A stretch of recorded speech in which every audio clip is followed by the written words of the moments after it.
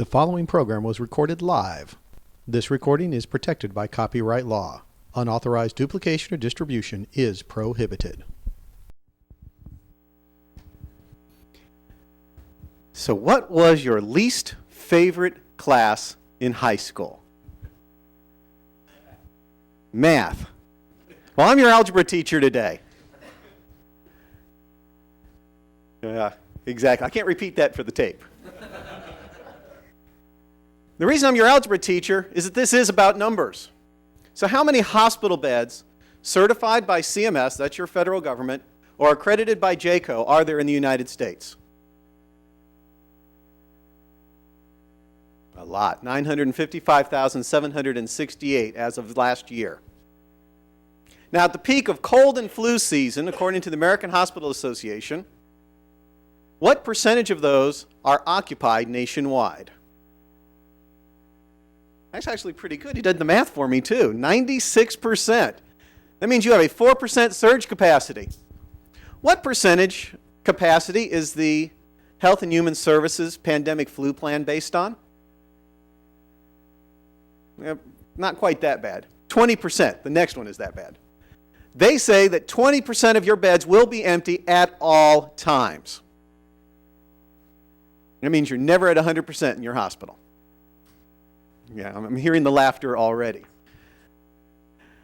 HRSA, the guys who paid for this course, the guys who pay for research, the guys who are paying for all of the decon equipment and training at all of your hospitals, if you wish to continue to receive that money, says that you will have 500 beds per million population served.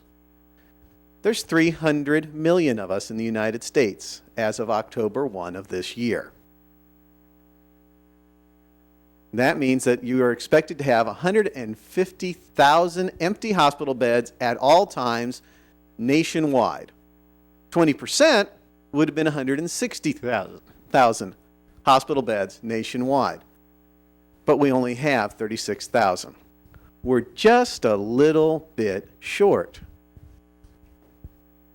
How many ventilators are there in the United States, excluding the ones on your ALS rigs? According to Michael Osterholm in the New England Journal of Medicine in 2004, there's 105,000 ventilators in the United States. What percentage of those are out of service for cleaning or just plain busted?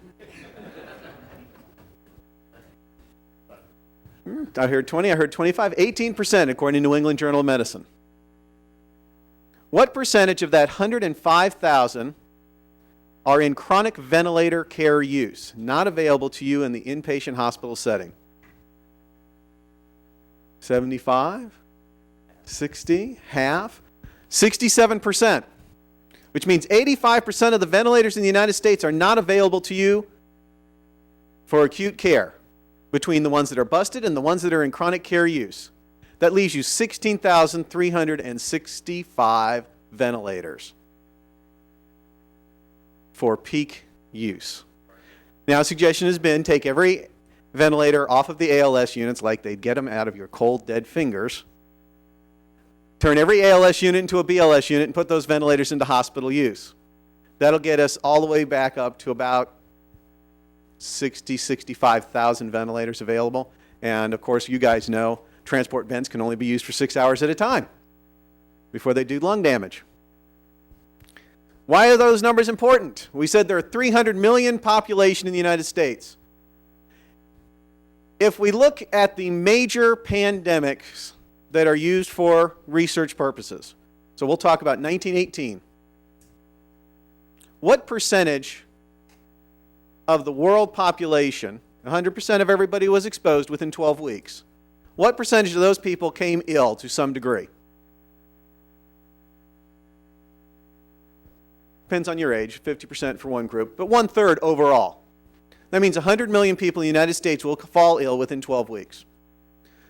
What percentage of those people would qualify for hospitalization? Ended up in an infirmary back in 1918.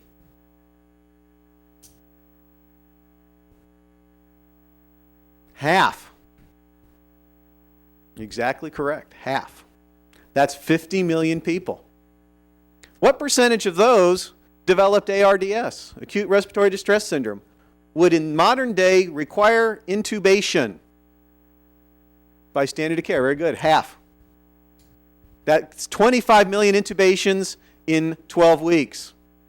Again, 16,300 and some ventilators. By the way, we don't make 25 million ET tubes in the United States in a year. We don't even have the capacity to make that many in a year. What percentage of the ARDS patients died in 1918? Half. They're getting the idea. The numbers are simple. Exactly correct. Half.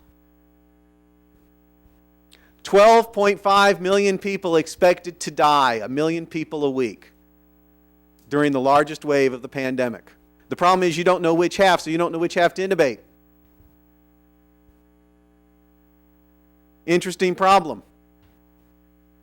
Now the CDC, you're all looking at me like with those very suspicious faces, because you're saying, well, wait, the CDC told me 8% hospital and 4% were going to die. Okay, that's because you're used to thinking in terms of the flu. It's not 8% of those who get the flu. It's 8% of everybody. So if you start with 33% of the population gets sick, half of those, 16%, qualify for hospitalization, but the assumption is you're only going to hospitalize those with the ARDS. Half of 16 is 8. There you go. Half of those are going to die. Half of 8 is 4. That's where they get the numbers that they teach you.